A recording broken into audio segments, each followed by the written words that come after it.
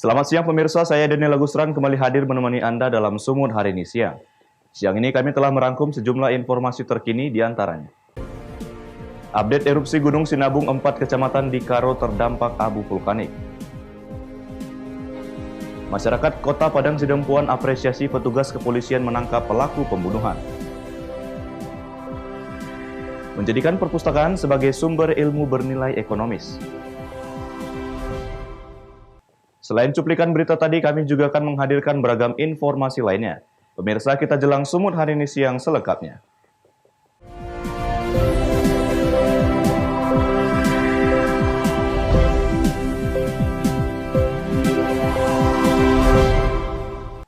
Kita ke informasi pertama, pemirsa. Dampak erupsi Gunung Api Sinabung yang terjadi pada Sabtu dini hari mengakibatkan 4 kecamatan di Kabupaten Karo terkena imbas abu vulkanik yang cukup tebal. Dari 4 kecamatan ini, Kecamatan Naman Teran merupakan dampak terparah paparan abu vulkanik Sinabung.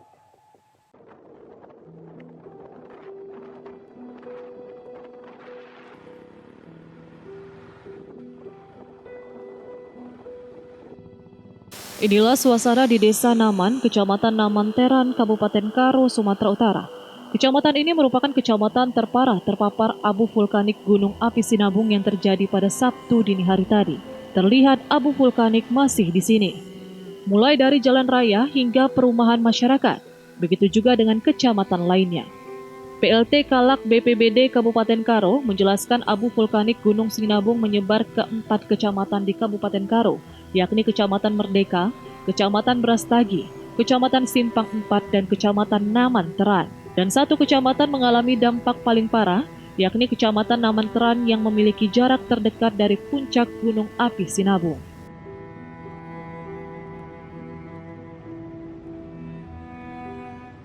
Yang kita dapat berdasarkan pengamatan kita langsung bahwa dampak dari erupsi Gunung Sinabung ini memapar di sekitar Kecamatan Naman Teran, Kecamatan Dularayat, dan Kecamatan Brastagi. Titik terparah memang di Kecamatan Naman Teran yang mengakibatkan beberapa peradangan warga rusak. Cuma bisa kita lihat sendiri banyak terpapar abu vulkanik. Kembali bauan kita untuk masyarakat yang ada. Himbauan kita masih tetap seperti yang lama, yaitu kepada warga dan wisatawan kita himbau untuk menaati zona-zona larangan yang sudah kita tetapkan.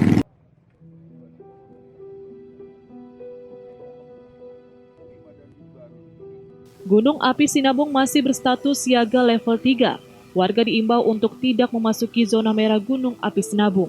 Dan bagi warga yang terpapar abu vulkanik, diimbau untuk menggunakan masker dan pelindung mata apabila beraktivitas di luar ruangan. Chandra Bukit melaporkan untuk Eva Rina TV. Pemirsa, seorang manajer PT Perkebunan Nusantara 3 Janji Rantau Parapat Labuhan Batu, Sumatera Utara terpapar positif COVID-19 berdasarkan hasil swab. Sedikitnya 75 karyawan perkebunan yang diduga mempunyai kontak erat kini terpaksa menjalani karantina diawasi tim gugus tugas Labuhan Batu. Manajer PT Perkebunan Nusantara 3 Janji Labuhan Batu terpaksa dilarikan ke Rumah Sakit Gunung Pamela, Tebing Tinggi karena terpapar COVID-19. Sebelumnya pasien mempunyai riwayat penyakit gagal jantung, namun karena kondisi korban semakin kritis, akhirnya pihak rumah sakit mengambil sampel tenggorokan dari korban untuk dilakukan uji swab, dan ternyata hasilnya korban dinyatakan positif terpapar COVID-19. Kadis Kesehatan Labuhan Batu Kamal Ilham menjelaskan, berdasarkan hasil swab manajer kebun saat ini terpapar COVID-19 dan telah dirawat di Rumah Sakit Pamela Kota Tebing Tinggi. Pihaknya langsung mengambil tindakan dengan mendata dan mengumpulkan orang yang sering berinteraksi dengan korban sebelum terpapar. Jumlahnya sebanyak 75 orang yang terdiri dari karyawan kantor kebun, sopir, dan pekerja rumah tangga. Dan semuanya telah dilakukan karantina mandiri untuk mengecek dan memutus mata rantai penyebaran COVID-19. Tetapi beliau itu waktu di opname umum, beliau tidak ada rumah sakit apapun. Tapi imunnya turun. Tanggal 3 beliau dilarikan ke Medan. Medan di opname di rumah sakit Gunung Pamela Tebing Tinggi. Karena imunnya turun, diambil swabnya. Swabnya itu dari hasil rumah sakit Prima Husada Medan positif di tanggal 5-nya. Tanggal 5-nya positif, berarti Pak Eka itu menunjukkan suspek COVID SARS-19. Sementara Mustaqim Pane, Askep PTPN 3 janji, saat ini karyawan yang berinteraksi dengan korban terpaksa harus dikarantina selama 14 hari dan mereka bekerja dari rumah karena kantor ditutup sampai batas yang diperbolehkan oleh gugus tugas. PTPN 3 sudah memiliki protokoler untuk menghadapi COVID. Kami akan melaksanakan sesuai protokoler tersebut. Kebetulan beliau yang sudah di rumah sakit Pamela di Tebing, tidak di sini. Nanti yang kontak yang langsung akan kami lakukan swab test untuk mengidentifikasi apakah kena juga atau tidak. Kira-kira Pak, ada nggak lockdown yang dilakukan pihak perusahaan Pak terhadap Pak? Isolasi ada, bukan lockdown istilahnya Pak. Ya, semacam lockdown lah. Bahwasannya yang udah kontak langsung untuk melaksanakan isolasi mandiri dia. Ada berapa lama Pak? 2 minggu. Sebelum dikarantina, ke-75 orang karyawan yang berinteraksi dengan korban diberi sosialisasi oleh tim gugus tugas di ruangan balai karyawan. Mereka akan diawasi gerak-geriknya oleh tim gugus tugas COVID-19 selama 14 hari ke depan. Perkantoran terpaksa ditutup sementara sampai dengan tanggal 21 Agustus. Ucok Sitorus melaporkan untuk Eva Rina TV. Pemirsa gabungan Asosiasi Penyelenggara Acara dan Pernikahan Sumatera Utara melaksanakan simulasi pernikahan aman di era new normal dengan protokol kesehatan. Kegiatan ini bertujuan untuk memberikan pemahaman dan menyatakan kesiapan para vendor untuk melangsungkan kegiatan pernikahan yang aman. Dalam simulasi ini, seluruh orang yang hadir diwajibkan untuk menggunakan masker dan sebelum memasuki gedung diwajibkan untuk mengukur suhu tubuh dan mencuci tangan dengan cairan pembersih yang telah disediakan penyelenggara acara. Untuk tetap menjaga jarak, jumlah orang di dalam gedung hanya diperbolehkan berjumlah 50% dari kapasitas maksimal gedung. Penyelenggara diminta untuk melakukan pengawasan ketat saat melakukan pendataan jumlah orang yang masuk dan keluar dari gedung. Setiap tamu juga tidak perlu takut untuk mengisi buku tamu, di mana penyelenggara akan menyiapkan penerima tamu yang akan mengambil foto setiap tamu, sehingga menghindarkan para tamu dari pengguna alat tulis secara bergantian. Tidak hanya itu, untuk menyajikan hidangan makanan yang sistemnya masih prasmanan, penyelenggara akan menyiapkan petugas yang akan mengambilkan makanan, sehingga tamu juga tidak perlu khawatir dengan penggunaan alat makan secara bersama-sama. Begitu juga dengan pelaminan, terlihat lebih lebar untuk memberikan jarak antara mempelai dengan para tamu undangan. Hal yang paling membedakan untuk pelaksanaan acara pernikahan di masa pandemi COVID-19 adalah para tamu tidak diperbolehkan bersalaman dengan pengantin. Ketua Asosiasi Perusahaan Penyelenggara Acara, Popon, menyatakan simulasi ini dilaksanakan bersama dengan 220 penyelenggara acara dan berbagai vendor pernikahan yang bertujuan untuk memberikan pemahaman terkait tatanan kehidupan baru dalam pelaksanaan acara pernikahan. Paling terasa adalah organizer, kemudian catering terutama, kemudian dekorasi, kemudian makeup artist, kemudian kalau biasanya masih banyak. Kemudian MC penari dan yang juga biasa. Kita ternyata mempunyai visi yang sama, bahwa ini nggak bisa dibiarkan lama karena memang sampai kapan kita menunggu. Jadi kita buat simulasi hari ini ingin menunjukkan kepada stakeholder kita, kemudian dengan jasa juga. Pihaknya berharap melalui simulasi ini akan memberi keyakinan kepada pemerintah dan pengguna jasa untuk melaksanakan pernikahan dengan protokol kesehatan. Daniel Pekuali melaporkan untuk Eva Rina TV. Masyarakat Kota Padang Sidempuan apresiasi petugas kepolisian menangkap pelaku pembunuhan. Beritanya akan hadir sesaat lagi.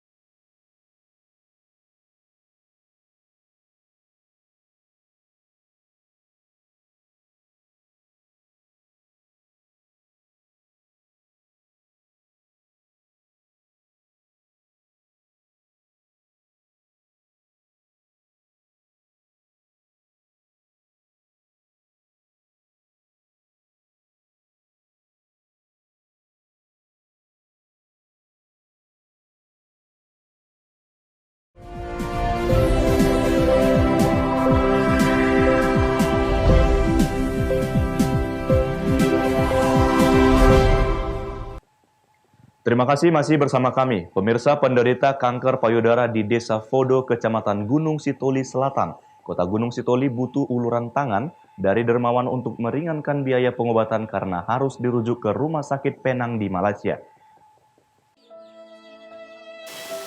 Penderita kanker payudara yang merupakan seorang ibu rumah tangga bernama Ina Andika Halawa, beralamat di Desa Fodo, Kecamatan Gunung Sitoli Selatan, Kota Gunung Sitoli, sudah 6 bulan lamanya menjerit dengan tangisan menahan sakit akibat kanker yang dideritanya.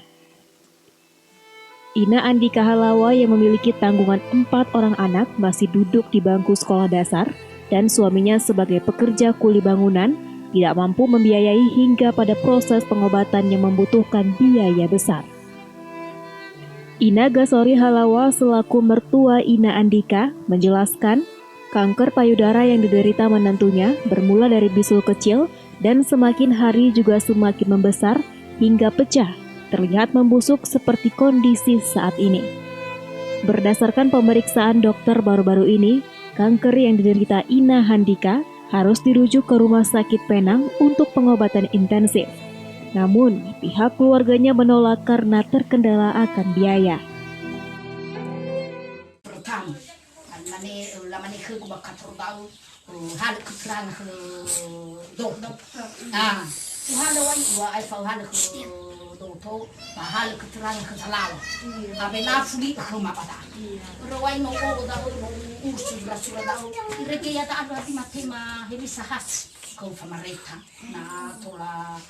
Kau fadanya balik bo natura aga kau fadanya lo di mana fatipa koma ba telepon ke soalu ba kantor sosial atau ba mana ke gue no makiri misal juga ibu ba bahawa sogangan rawa do ibu ke nongia ba lo nasa marong bisa hasil morosa. Pemuda Peduli Nias atau PPN bersama pihak keluarga Ina Andika Halawa mengharapkan uluran tangan dari para dermawan untuk meringankan beban biaya yang dibutuhkan untuk pengobatan Ina Andika. Haugo Manozega melaporkan untuk Eva Rina TV. Pemirsa, Dinas Perpustakaan dan Kearsipan Provinsi Kalimantan Barat melalui Pusat Kreativitas Perpustakaan menggelar pelatihan dan praktik kerajinan tangan di kawasan Gedung Layanan Lantai 2 Jalan Letjen Sutoyo, Kecamatan Pontianak Selatan.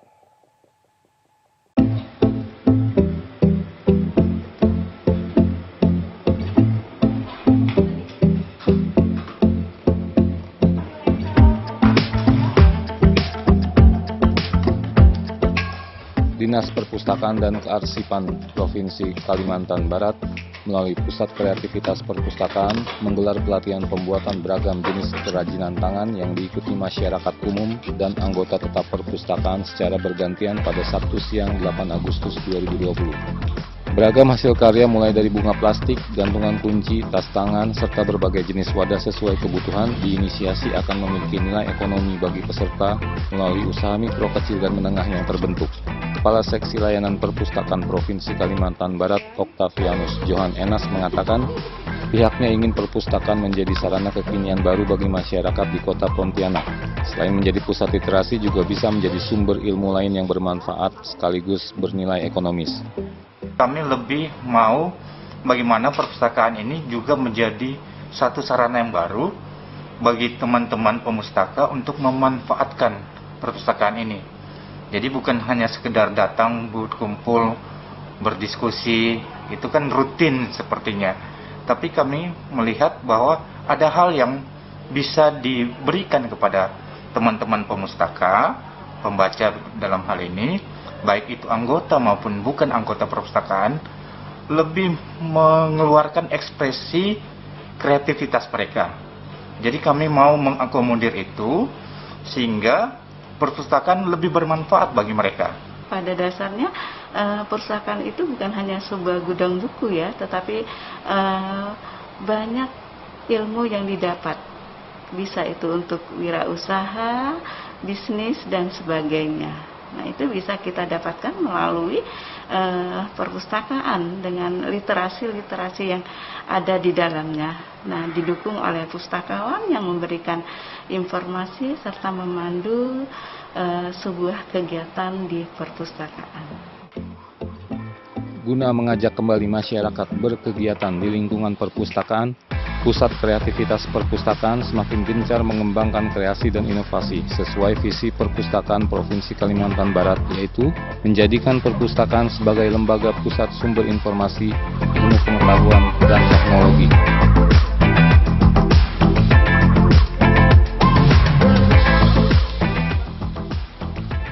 Dari Pontianak, Kalimantan Barat, Indra Budi Santoso, Kantor Berita Antara, mewartakan. Pemirsa, informasi tadi sekaligus mengakhiri pertemuan kita dalam Sumut hari ini siang. Saya Daniel Agustran, mewakili kerabat kerja yang bertugas pamit undur diri dari hadapan Anda. Terima kasih atas kebersamaannya dan sampai jumpa.